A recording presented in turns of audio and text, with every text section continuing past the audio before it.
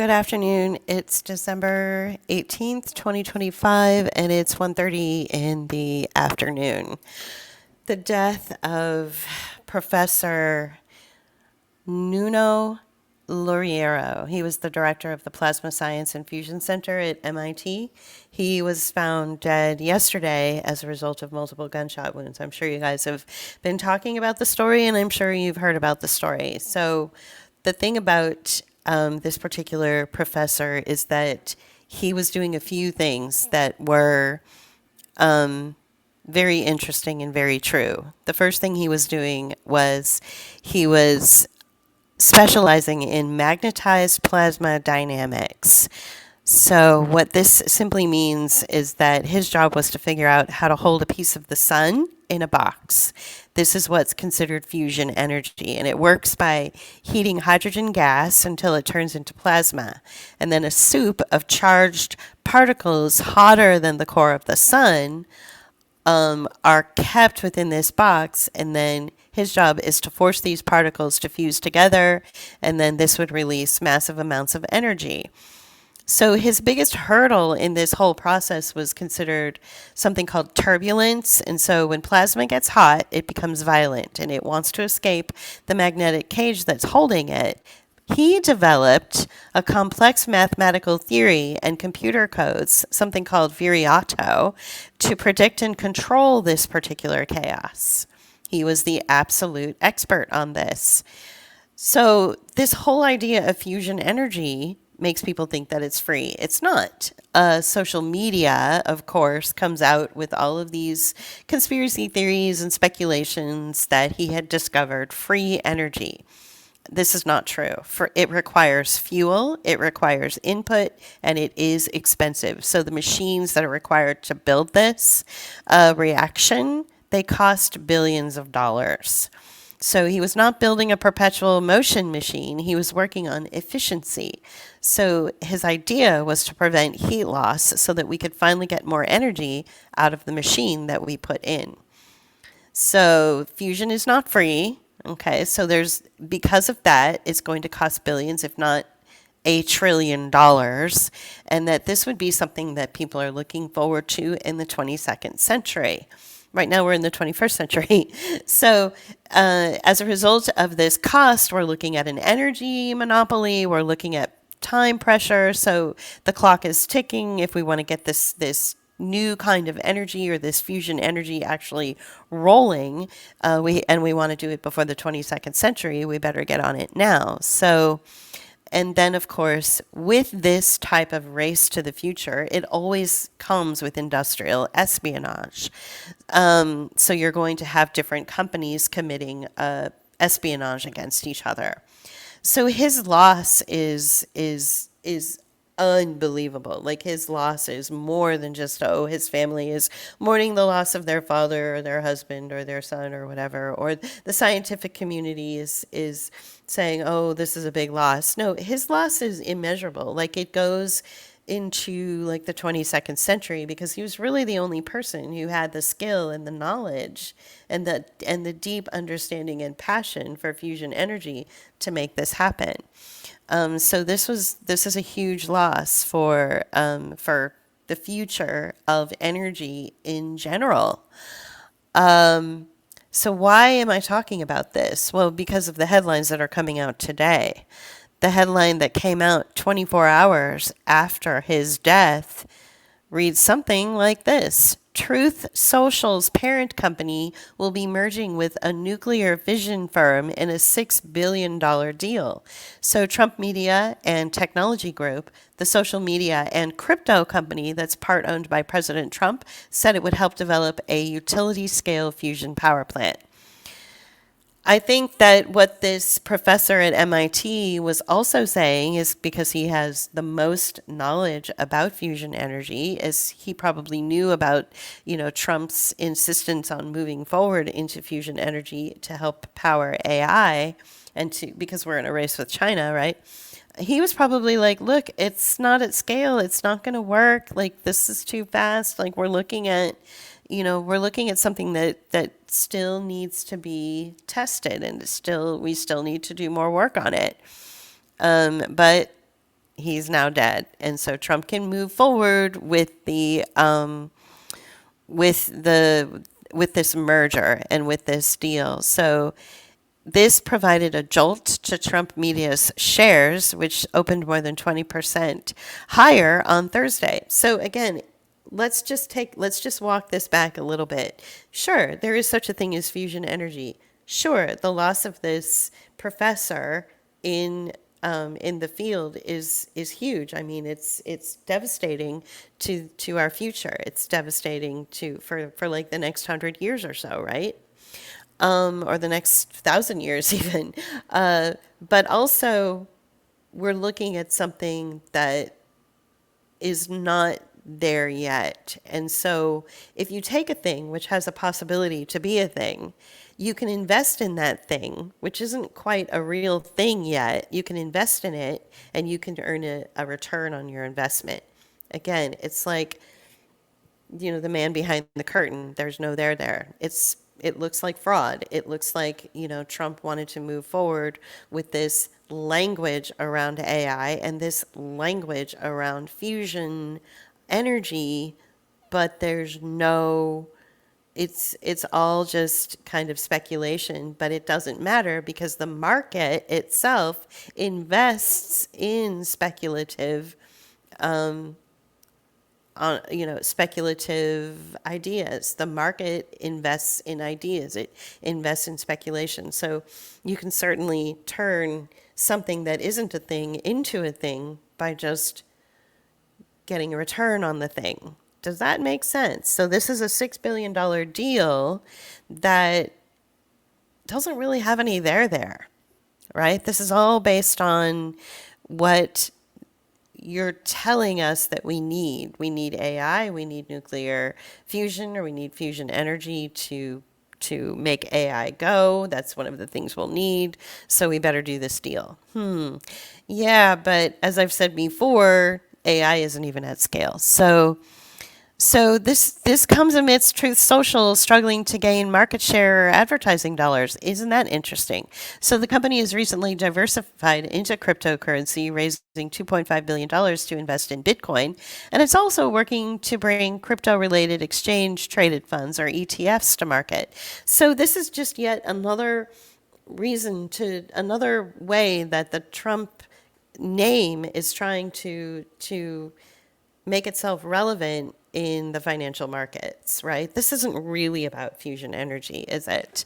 If the merger is complete, Trump Media plans to provide up to $300 million to TAE Technologies, and shareholders of both companies would each own approximately 60 or 50% of the combined company. So again, it looks like a way to make money without actually having anything there to support the idea of investment. So this is a thought that I think a lot of people are having a hard time grappling with. We have a system of capitalism that basically says that value is placed on labor. And so if you do a thing and you produce a thing and you are a thing and you follow the rules of the thing, then you will get paid for the thing, right? And so what if you take the thing out of the scenario, but money still has to get made? So you do it on speculation, right? There's a lot of fraud that's going on in corporate America, small corporate America, big corporate America. We saw this with the job losses, right? We saw where jobs were being placed on company websites. Hey, we need to fill all these positions, and then they would get swarmed with and flooded with resumes and with portfolios to try to fill these positions, and yet not one person was hired.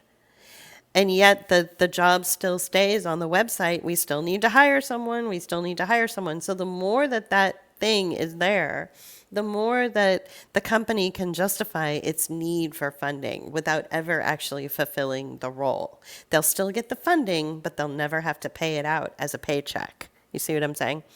So I think that this is sort of the new way of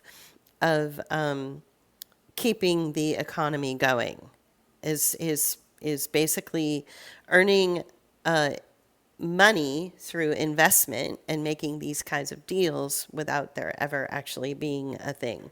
So to make the deal on. Speaking of money, let's talk a little bit about the $200 million in assets that Rob Reiner had been able to amass over the course of his life and his career in Hollywood. So I was talking about it, and it was basically said, I still think that somebody else must have committed the actual murders. And I was thinking that may be the case, but who benefits if somebody else commits the murders and nobody ever finds like the perpetrator of the murders? Then who benefits from that? But if you have a person to blame, then a whole bunch of different industries benefit. You've got well, first of all, you have like the industry, like the LAPD industry will benefit because they will put everything that they have into like investigating the details of the perpetrator and the murder. The media benefits because Rob Reiner was um, a media brand, right? He was a media guy right out of Hollywood that everybody knows. So the media is going to benefit from this. The Justice Department will benefit this because they need to pack the courtroom with lawyers and court reporters and paralegals and investigators and financial people and just about everybody you can imagine in that sect will benefit. The medical industry will benefit as well. The industry that actually created the perpetrator or the murderer, the person that they had in and out of psychiatric facilities for, a dozen years or so. And they will benefit because they are going to demand more funding and more care because they just created a monster. Who else is going to benefit? There's somebody else I'm missing. Right. The security personnel will benefit. Securities will benefit. So that means that every Hollywood person right now, every famous person who's on the same level as Rob Reiner, say like Billy Crystal, say like Brad Pitt, say like all these people that have, hundreds of millions of dollars, they are now going to beef up their security, right? Or they're either going to just because, right? So the security industry will benefit. Like, they'll beef up their security around their homes, within their family, and think of all of the industries that will benefit from this one story of Nick Reiner committing a double murder on his parents, right? So think of all of the different industries that will benefit. And I'm sure the media, like Hulu, Netflix, Hollywood in some way is going to do a story about this. People are going to rush to stream it. They're going to rush to pay to go see it, even in theaters. They're going to benefit too. So too many people benefit from this. And so that $200 million that this man had been able to amass over the course of his career. And his career was legit. He was a director. He was an actor. He honed a craft. He created good movies. He took his skill and his craft and he turned it into something. There's nothing wrong with that. That's how he made his money.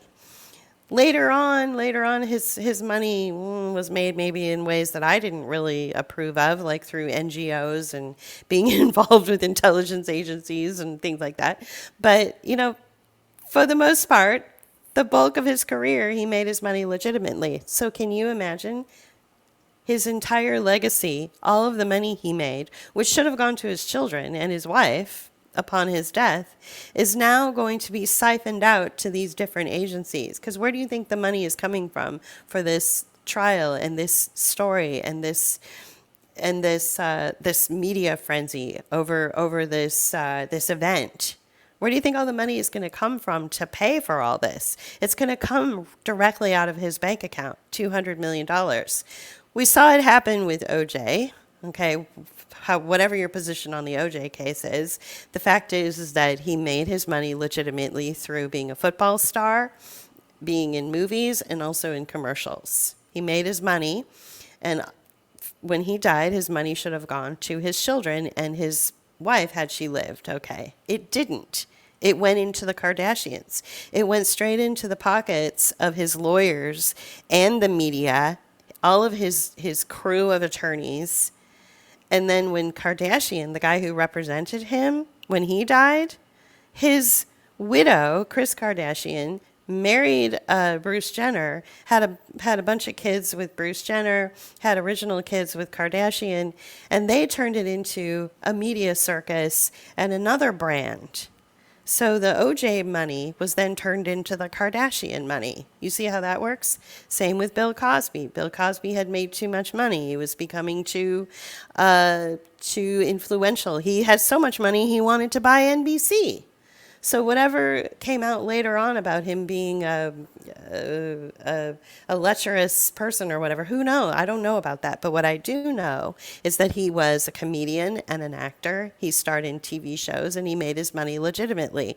Now his money has gone to all his lawyers to represent him. You see how these people, when you make so much money like this and you don't follow a script exactly the way it is, your money is now, vulnerable to vultures.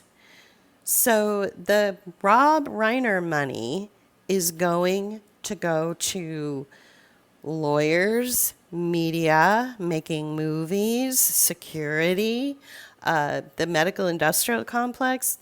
All that money is just gone. That $200 million that he had made over the course of his lifetime for actually being good at something, doing something really good. I mean, Sleepless in Seattle is still one of my favorite movies, right? It's kind of sickening to know that this is what happens when people, that this is the legacy that he's going to be known for. It's just all of his money is just going to be wasted into other people's pockets and other people's paychecks. This is how you know that our economy is tanking, when you see more and more stories like this.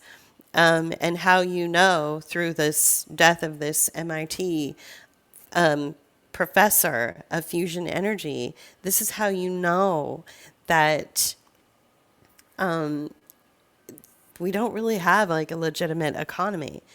I mean, this was pretty much made clear to us when from February to April, there were, I think we counted something like 300 job applications that JP put out for jobs that were on various websites and jobs he found through LinkedIn and jobs he could just find anywhere he would apply to. 300 applications, and only about maybe less than 100 would come back and say either the position has been filled or you're not a good fit. But for those rest of them, which is like 200 or so, those jobs still stayed on the websites, but were never filled. Ever. Like they're still there today. And that means that the company is somehow getting money to have the jobs sit there, and they make a claim that they need to fill the jobs, but those jobs never get filled, and yet the company is somehow still getting funding. And there are people who are actually working for companies now that are witnessing this sort of the same kind of fraudulent behavior happening within the company, where things are being said to the stakeholders that aren't quite true and to the C-suite that aren't quite true, and the money is they're writing the checks to the different departments, and yet those departments aren't making good on the promises that they're making to the stakeholders and to the C-suite. This is like basic fraud. So the entire system is based on fraud and debt, and it's kind of like this. It's a term. I'm sure it's out there, but I'll just go ahead and coin it right now. It sounds like vulture capitalism. Like vulture capitalism. Think of vultures. The years and years ago, one of my very first apartments was in Chicago, Illinois, and I was paying, like $275 a month for a small studio apartment, in one of these brick brownstones in Chicago. My neighbors, they were a gay couple actually, really sweet. They were behind on their rent for 3 months, and so they got evicted. And the landlords came and removed all of their belongings and put them on the street. And out of nowhere, every single person ran out of their apartment and descended onto this pile of boxes and furniture and clothes and valuables and goods and descended upon them and just started just grabbing whatever they could and filling their pockets and filling bags and filling, grabbing the boxes and pulling them into their own apartments. I mean, it was like nothing I'd ever seen. I was like, wow.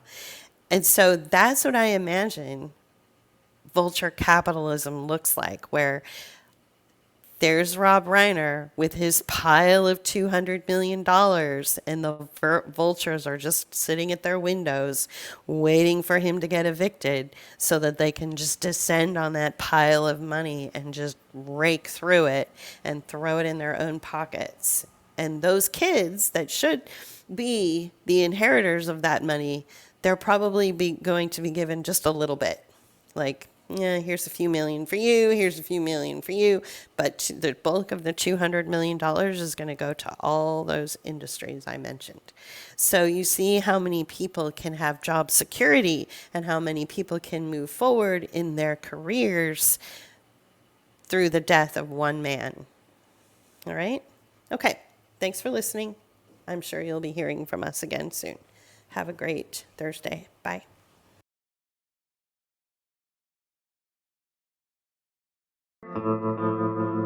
You can help us continue our work by becoming a patron at patreon.com/Book of Hours, or leave us a one-time donation at paypal.me/Book of Hours.